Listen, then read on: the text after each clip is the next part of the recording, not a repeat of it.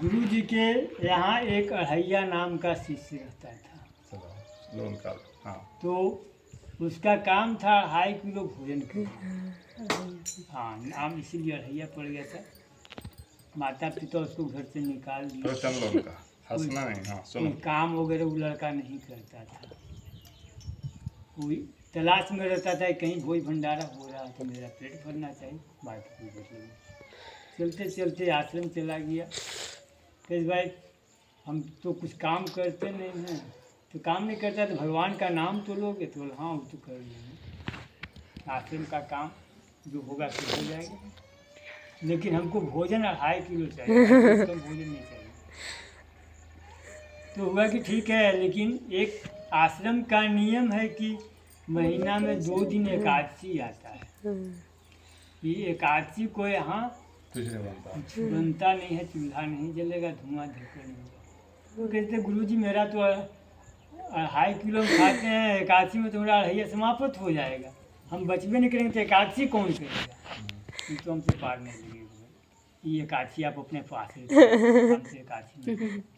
चलो भाई, तो ठीक है, ऐसा काम करो कि तुम यहाँ से अपना राशन लेकर के कहीं जंगल में चले जाना और जा कर के वहाँ अपना भोजन बना करके पहले ठाकुर जी को भोग लगाना, उसके बाद फिर तुम अपना आकर के भोजन करना। फिर ठीक, वही 2.5 किलो राशन उसको मिल गया। 2.5 किलो राशन मिल गया है, नहा फिर करके भोजन बनाया वहीं पर ही, और भोजन बना के भोग लगाए कि मेरे गुरु जी के ठाकुर भोजन तैयार है, आके भोजन करिए। तो पहुँच गए भगवान राम, सारा भोजन खा गए राम जी। हाँ, अढ़ैया को कुछ मिला। फिर चेला पहुँचा जैसे कि गुरु जी के पास कि भाई गुरु जी आप तो 2.5 किलो हमको भोजन दिए, वहाँ ठाकुर जी आपके आकर के 2.5 किलो भोजन करके हम तो भूखे रह गए, हमको क्या मिला? बोले ऐसे काम नहीं चलेगा। चलो भाई ठीक है, अब बिहान से तुम 5 किलो ले जाना। बिहान होकर के उसको 5 किलो राशन मिल गया। 5 किलो राशन मिल गया, बनारस भोजन। कहेगी गुरु जी के ठाकुर आइए भोजन कर लीजिए। तो वहाँ राम और जानकी दोनों को सीता जी। गुरु जी जैसे कि आप कहते हैं कि जैसे कि ठाकुर आता नहीं आया तो 5 किलो भोजन दिए, वहाँ पति पत्नी दोनों आकर के खा गए। हम पूछे ये कौन आया भाई? हम पूछे कि कल तो तुम अपने आए ही किसको लेके आए थी? हमारी पत्नी। तो बोल करके तो जाना चाहिए था कि हम बिहान पत्नी के साथ खा लेंगे। अचानक पहुंच गया, हम क्या खाएंगे? अब चला वहाँ से कि गुरु जी आप तो 5 किलो दिए, 5 किलो के राशन तो पति पत्नी दोनों मिलकर खा गए, हम तो भूखे। चलो भाई बिहान 3 आदमी का भोजन तुम ले जाना, 7.5 किलो। और 7.5 किलो भोजन आ गया, यहाँ बना करके तैयार हो गए। गुरु जी के ठाकुर आइए भोजन कर लिए।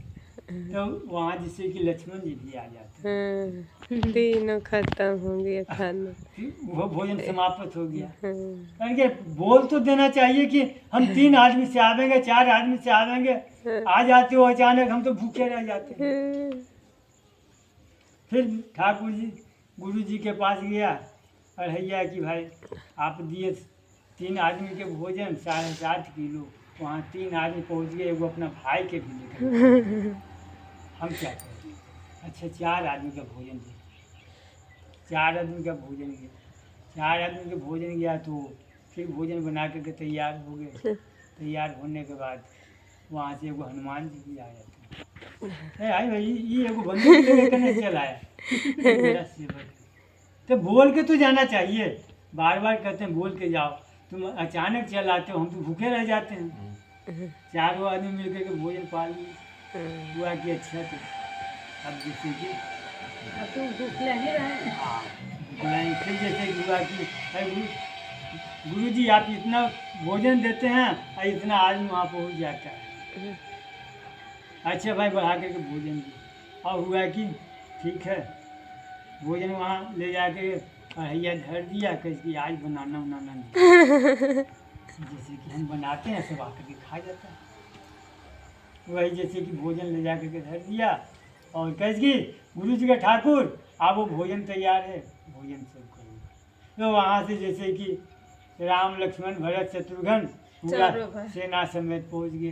कहीं कहने भोजन तैयार है भाई, तो हम भोजन की तैयार करें, आपकी पत्नी है, आपका सेवक है, बनाइए और खाइए और हम भी खाएंगे उसे। अब भोजन में तैयार नहीं होगा। और उधर जैसे कि गुरु जी को कह दिया कि आप जैसे कि आइए, अब देखिए कि ठाकुर भोजन करते हैं कि नहीं करते हैं। वो उधर ये इधर भोजन तैयार हो रहा था, उधर जैसे कि अपने गुरु जी को बुला करके ले आया रैया। गुरु जी आए तो साक्षात दर्शन किए, तो भक्त के बस में भगवान हैं।